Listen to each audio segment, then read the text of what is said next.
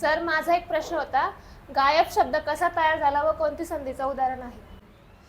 बघा विद्यार्थी मित्रांनो, आता या मुलीने प्रश्न विचारला की सर गायब हा शब्द कसा तयार झाला व तो कोणत्या संधीचं उदाहरण आहे.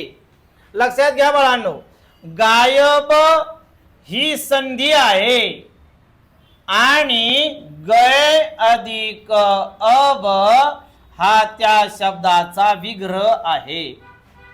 आता या गय मध्ये अय हा स्वर आहे, त्यापुढे अ आलं. ऐच्या पुढे अ आल्याच्या नंतर आय तयार होतो. तो य अपूर्ण असल्या कारणाने पुन्हा त्या समोरील स्वर त्यामध्ये मिळवा आणि मग तयार होतं आय.